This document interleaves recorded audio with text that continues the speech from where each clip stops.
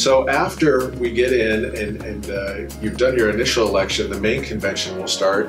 And once that starts, we're going to have everybody seated, and then we'll go through the main elections, which when you create an agenda, why is it so important that the agenda is followed? What goes into an agenda?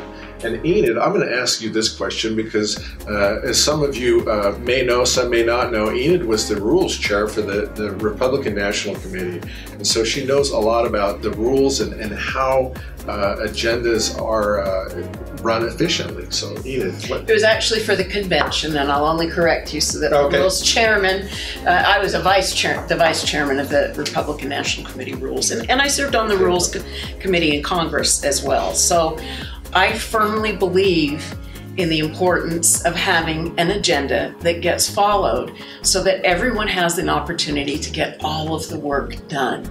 The agenda that you'll be presented with has been worked over by many people for many hours to provide a way that's going to be the best, most efficient use of time.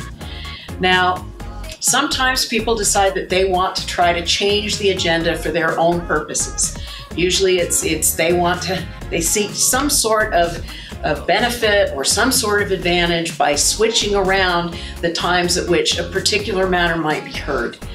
Let me just encourage you to look over the agenda that you're sent, that has been prepared by the party, and let me encourage you to support that agenda, because it is so important that we get all of the work done.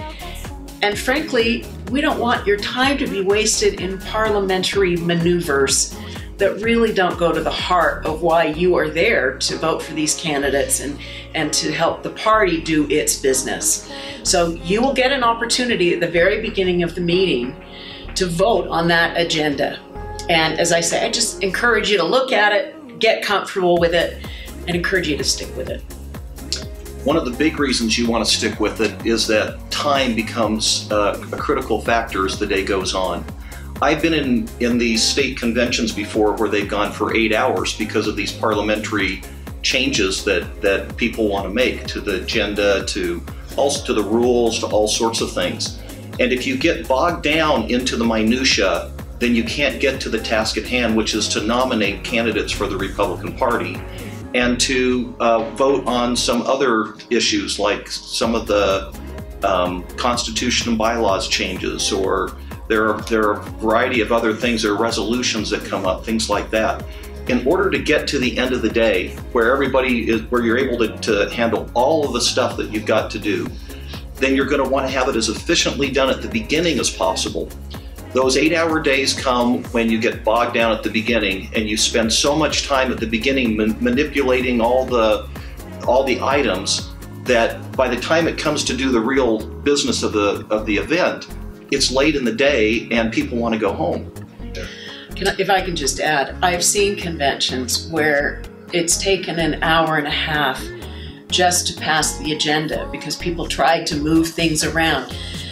That's not a good use of your time as delegates. And that's one of the things that I've heard delegates complain the most about, is that they felt that their time wasn't respected and used efficiently. So that's why we're encouraging you to do this. And, you know, to be very honest, sometimes people try to use up a lot of time, hoping that other people will get tired and go home, and that then they can manipulate the process. And the efforts to change the agenda, it's not as though all the agenda items are not going to be heard, because they will be. Everything that's placed on the agenda has a purpose and has a reason. And there are delegates, state delegates, who have submitted agenda items, and those will be on the agenda and they will be heard by the body.